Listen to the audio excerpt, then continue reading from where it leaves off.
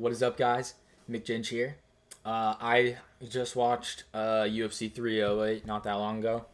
I've had time to process everything, so now I'm making a video on my opinions on the fights. Personally, first of all, starting off with Renat. If we're being honest, Renat did not win this fight, guys. I don't know how they seen him winning, personally. You know, I might be wrong. But I had Liao winning both round 1 and 2. Renat might have won that round 3, but I don't know. That might just be me, right? So, I think terrible decision here. I think Carlos did win, and I wanted Renat to win, but guys, by the way, I did want. If you watched my last video, I said I wanted Renat to win. By the way, if you haven't seen that video, go check out that video. It's on my channel. But yeah, this fight was a robbery, in my opinion. Next up, Ismail. He put on a phenomenal fight. I will say that. Bruno was in there, made it, tough and stuff like that. But didn't put a good enough fight at all. So yeah, that was very surprising to me. I was thinking Bruno was gonna win, to be honest, but nope, did not happen. Yeah, congratulations, Ismail. Great win, great performance. Nothing to be ashamed of at all, Bruno. You fought someone that was just on their night tonight. But Ismail, you were definitely the guy tonight. Or technically this morning for me, but I'm gonna say tonight. Next up, Boshrot versus Hugo. Now this fight I liked. I liked this fight. It was a good fight.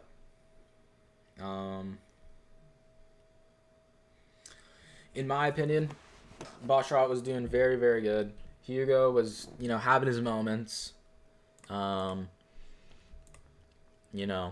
Best round was definitely round 2, as you can see for yourself. But yeah, I think Boshrot just put on another beautiful performance. These guys are so exciting. Him and his brother are just so exciting.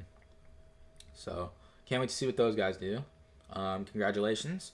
Hugo, you got a future. Don't worry. And by the way, going back on this fight really quickly, Carlos, I think we have to give him...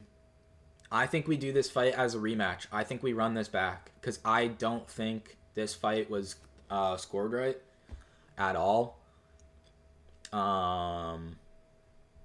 Honestly, it's mind-boggling on how one judge had it 30-27. I just don't see how they've seen that. Get this fight to happen again. If you see this, get this fight to happen again ASAP. Moving on to the next fight. This fight was sad to watch for the simple factor on how it had to end. Kennedy, man, this guy was doing good, and it sucks that that's the way that it had to end, because I think he would have finished Barnett off no matter what. But sad that it had to be like that. I know he probably wishes he could have done it differently, or it could have gone differently. Obviously, still was a fantastic performance. Not taking anything away from that. It's just I think we all wish it was a bit better, but we all don't want to see that happen to this guy right here. We love Chris Barnett, man. But congratulations, Kennedy. Phenomenal performance. I think it's still bizarre on how you made light heavyweight. Just insane to me. Stay at heavyweight, man. You fit there. You fit at this weight and get more comfortable in it. Figure out what weight is best for you. I think you came in at 140 something, Figure out what weight you feel most comfortable at. That's within the limits, and go off, man. I know you can do good. Moving on to the next fight. This was a great fight, man. One of my favorites of the night, actually. Not gonna lie. I believe Ferreira was doing very good. I think he won second round. I think Abbas won. I feel like I'm saying that name wrong, by the way, but someone wants to correct me, please do. Yeah, he definitely was winning that third round too. It would have went too many ways. He got a submission. Always, like I was trying to say in the last video, never leave it to the judges. Never do. It's the worst thing you can do. Yeah, congratulations though, by the way. And you still have lots of potential, Ferreira. Yeah, don't put your head down because this was a tough challenge. This guy, he has some tough fights for his fights, like Sean Strickland, Xiao Barrera. Oh fuck, I can't say this guy's name, but Barallo, the guy that's in Fighting Nerds. I'm really bad at saying his name. If you can hear that, that's my dog barking.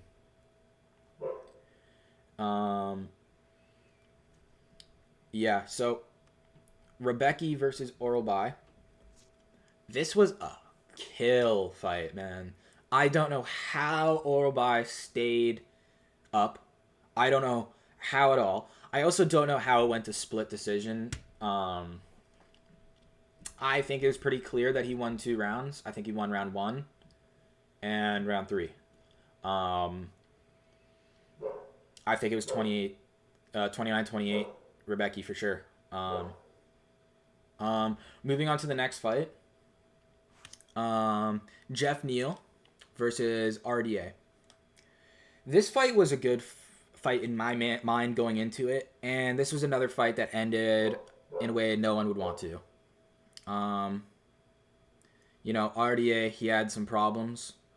I think it was his leg. I think his leg got hurt. Sad to see, but Jeff Neal was putting on a fantastic performance. Can't take anything away from that. That was all him tonight.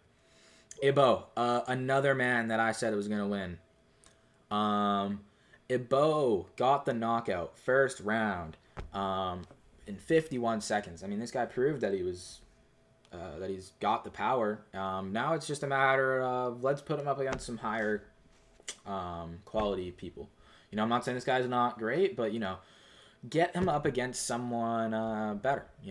Put him up against a ranked fighter. Put him up whoever's like 15th, or maybe he doesn't deserve a ranked fighter yet, but put him up against someone that's almost ranked or ranked. I think you'd give this guy a challenge. Someone with these type of heavy hands, it's gonna be like, unless if they can take them down, you're not gonna want to be on the feet with someone like this because of how hard he hits. So unless but even then, you wouldn't want, even if you're one of those tactical guys that keeps it at range, you don't want to fight someone like Ibo where they have such heavy hands and all it can take is one punch to rock you and it changes the whole aspect of the fight. So yeah, great fight. Performance by Ibo. Really shined. Yeah. Moving on, we have Shara versus Petrosyan.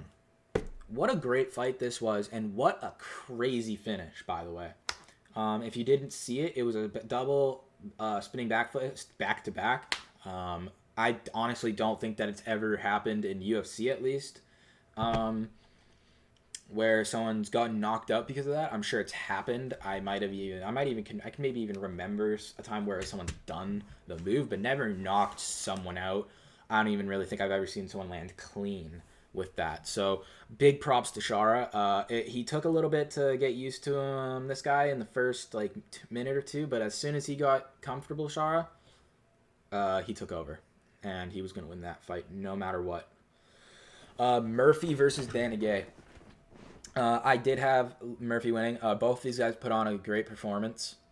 Fantastic for performance from both of them, actually.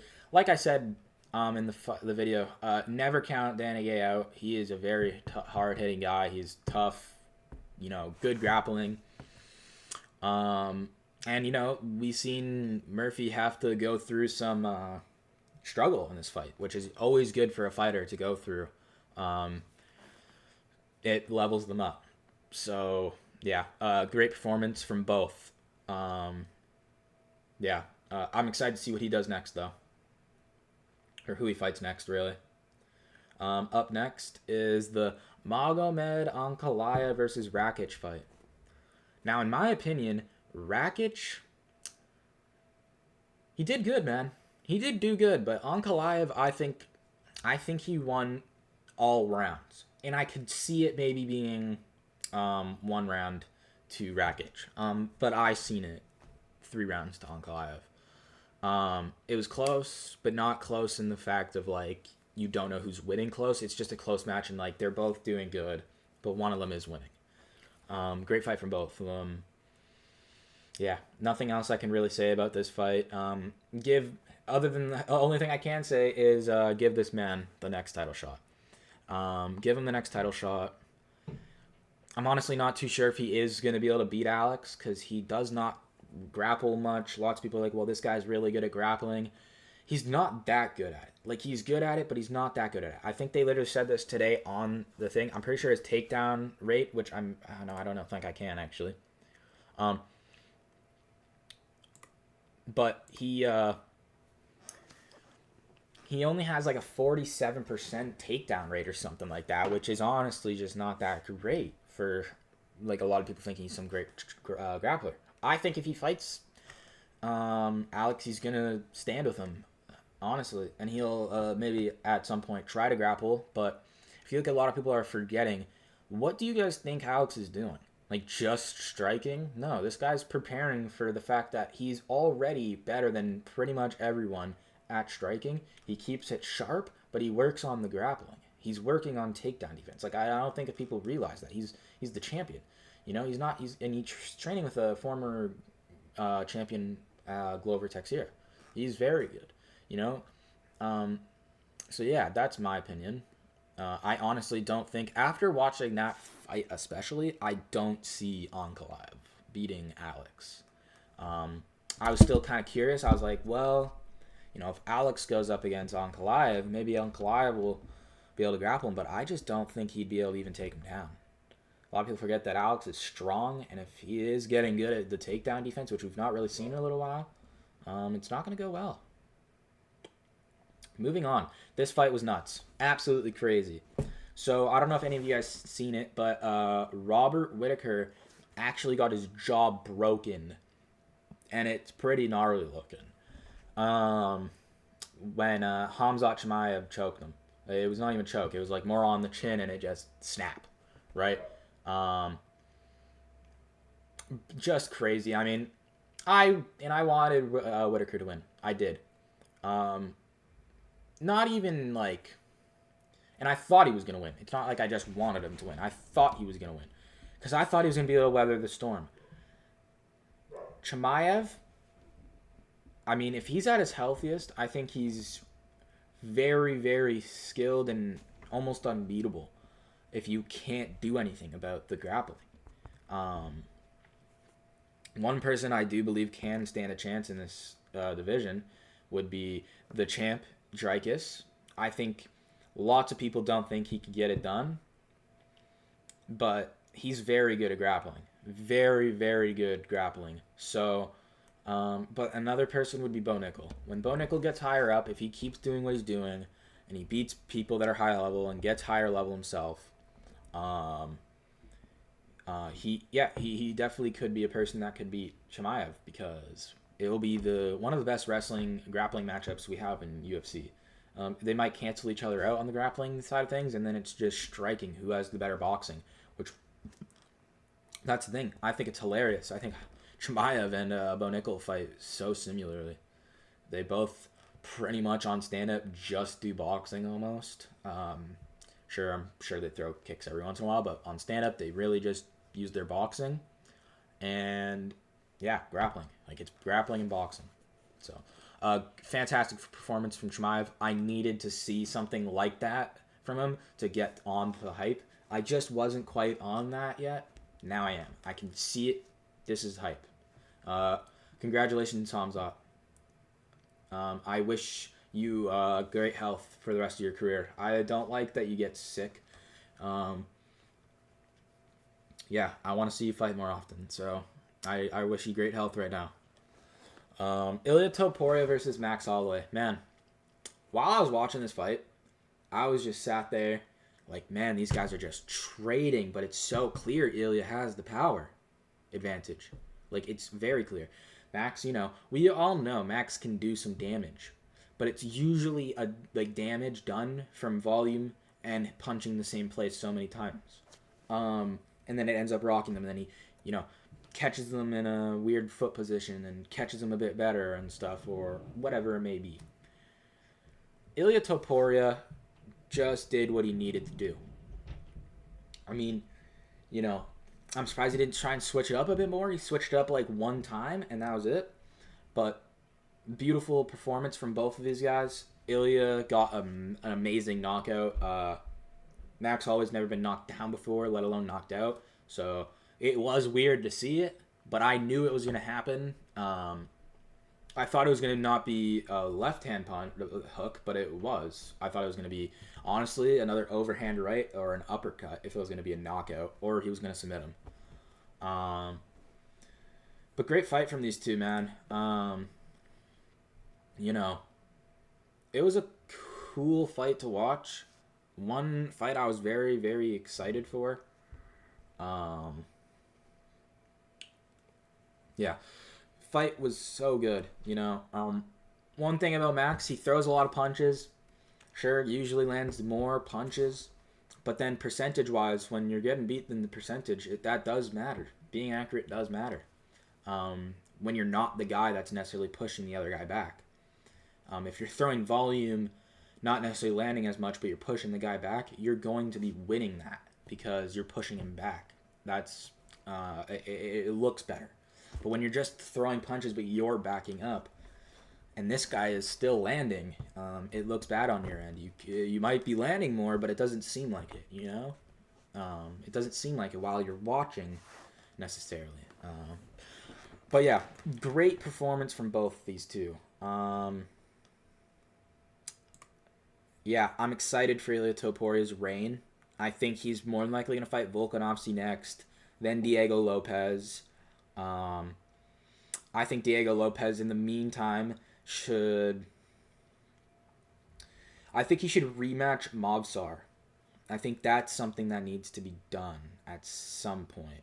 But, I'm pretty sure Movsar and Aljo are fighting still.